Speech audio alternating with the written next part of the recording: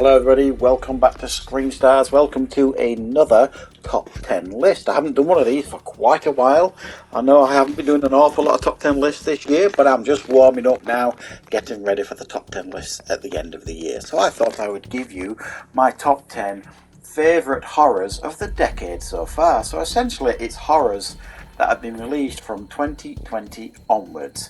I think so far, even though we're barely into this decade, clearly, I think we've had some pretty good horrors. And while I'm not saying these on the list are the best horrors, they are my favourite horrors of the decade so far. As usual, guys, I would love to hear in the comments what your thoughts are in regards to your favourite horrors of the decade so far. So let's get straight into it, shall we?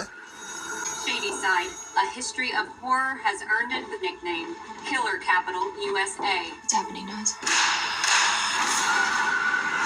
These massacres happen in Shady Side over and over. Now, just outside the top 10 list, I wanted to mention the Fear Street trilogy that we got on Netflix. They all came out within a few weeks of each other, and I thought they were really very well done. They were all themed, so the first one, part 1, was based in 1994, part 2 was in 1978, and part 3 was 1666. And they were all linked, and they all used like the same actors and things like that. I thought it was a real inventive spin on like the slasher genre. Not the best out there, but it was certainly entertaining enough, especially for Netflix. You've been played. You took the bait. Whatever you do, you only do because God allows it.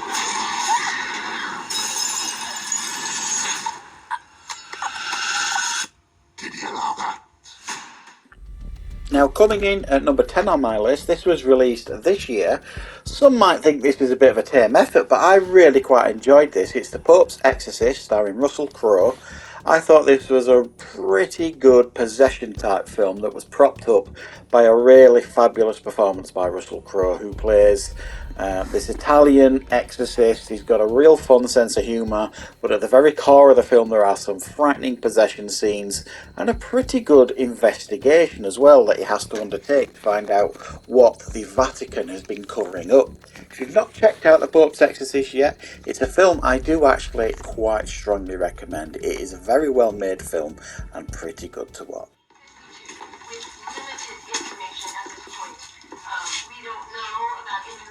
What happened?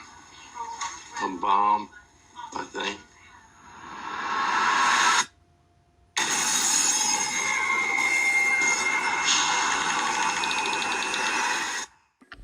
So coming in at number 9 on the list is A Quiet Place Part 2.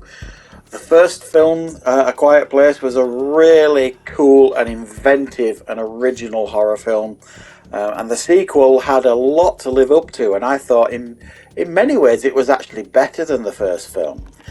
Seeing the continuation, the journey of this family after the loss of the father in the last film, I thought this was really brilliantly done. Some absolutely over the top, thrilling and intense scenes, very much like the first one, very suspenseful, and an absolutely brilliant sequel. Very well done indeed.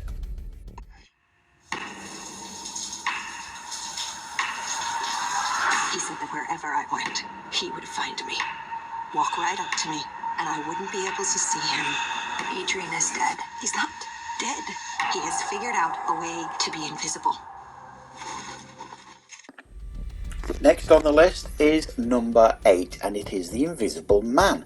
This came out in 2020, I believe, and this was one of my favourite films of that year, never mind a horror film. I thought this was a brilliant and original take on the Invisible Man story. Yes, there are quite a few plot holes in the film that a lot of people like to point out. I think horror purists aren't necessarily overly keen on this one, but if you're looking for a really good, interesting take on the Invisible Man tale, this is a brilliant film. Very suspenseful, with some really cool and intense suspenseful sequences. Very well made.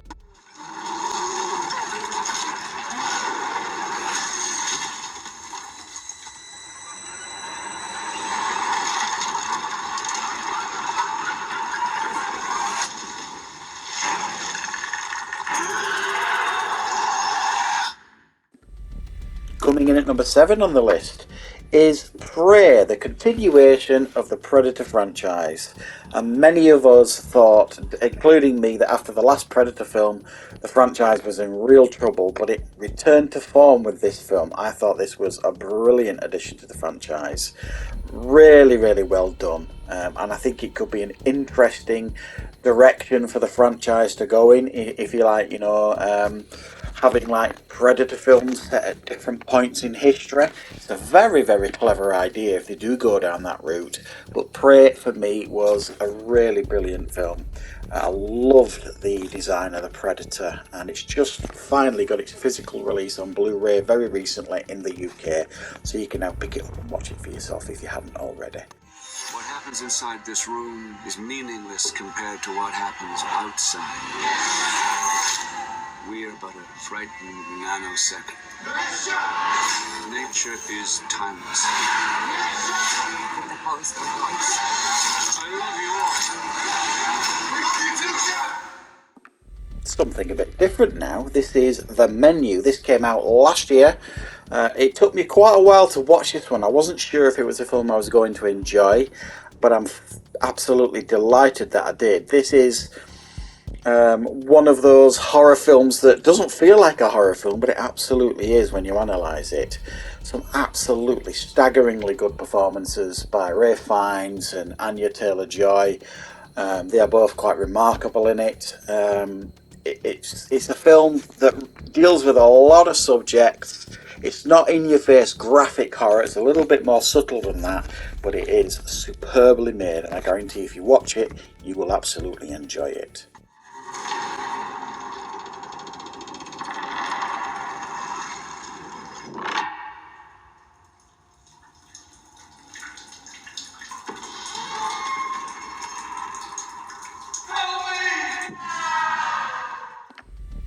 Now then, coming in at number 5 on the list is a film that divided quite a few people, surprisingly, certainly in my opinion, and it is Barbarian. I thought this was wonderfully creative and original when I watched it last year.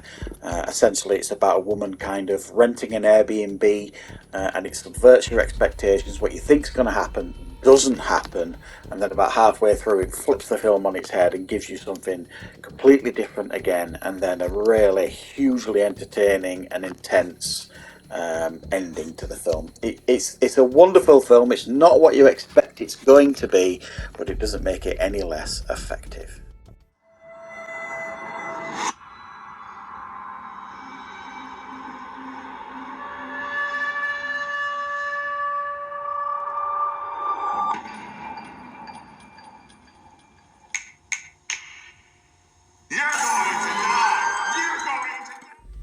Coming in at number 4 on the list, another one from 2022. I thought 2022 was a stellar year for horrors, and it is Smile. This film was, I think, absolutely superb. I've watched it 3 or 4 times now, and it's one of those horrors that actually gets better the more you watch it. I do hope we get sequels to this, because it absolutely can give you sequels. It's like an interesting take on the It Follows idea for horror, about an entity that essentially breaks you down to nothing and then kills you and leaves a lovely big smile on your face. It is really freaky, really intense, and I think a superb horror film. There's something. We've connected with something. We gotta keep going. We gotta talk to it.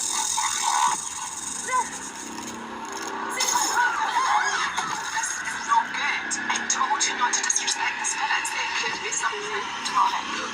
It's not my fault. It's your fault. Coming in at number 3 on the list is a little film called Host. This came out during the pandemic. It was a really creative film, and essentially it focuses on a group of friends that kind of hold a séance over like a video conference call sort of thing, and it all goes absolutely terribly wrong. It's not a long film, it's only about an hour or so long, but it is absolutely intense, effective, and utterly terrifying at times. This is one of my favourite, it's not really a found footage film, but that kind of genre. It is brilliantly done, and I strongly recommend that you check it out if you haven't seen it. It's coming for me.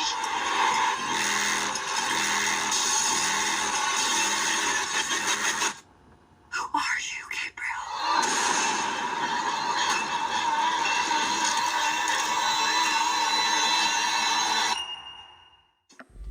Now, coming in at number 2 on the list is probably quite a controversial one for some of you watching this, because this was one of the most diverse films of the last few years in regards to horrors.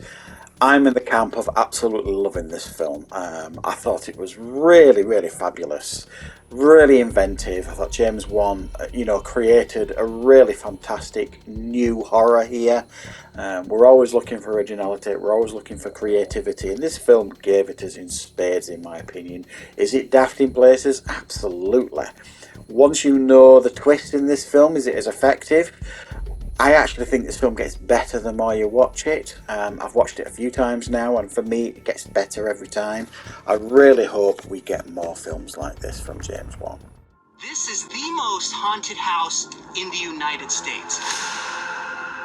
Death Manor was built in 1880. Mildred lived here for 8 years in this house. She hung herself at the end of this hall. Tonight we're going to be monitoring 3 rooms, all of which have actual documented paranormal activity. I hope you all appreciate the public service I'm doing by being here. But coming in at number 1 on my list, it might surprise some of you, but for those of you that know me quite well, it won't surprise you at all. It's Deadstream. This is the found footage for horror comedy that came out, I believe it was last year, and it just blew me away. I mean, number 1, I'm a fan of found footage, and this was a massively effective found footage film. But I absolutely loved the character in this film. He was hilarious. So it managed to get that balance perfectly right. Arguably, this is one of the most effective horror comedies I have ever seen, and potentially you may ever see. It's balanced brilliantly, really effective, very, very funny, but above all that, really, really frightening too. I watched this on Halloween night this year with my wife once again. I've seen it a couple of times, but she'd never seen it. And I'm not saying she's the biggest found footage fan in the world, because she isn't really, but she really enjoyed it too. She thought it was really, really well done and quite effective. So if you haven't checked out Deadstream yet, I promise you, if you like found footage type films, you will really enjoy it. And if you don't like found footage films, it could just be the film that might convert you to that genre. So thank you very much, guys, for joining me for my top 10 favourite horror films of the decade so far. Stay tuned for the channel for a number of top 10 lists coming up leading up to Christmas, including my top 10 favourite films of the year, my top 10 least favourite films of the year, and my top 10 favourite games of the year. So thank you very much for joining me all.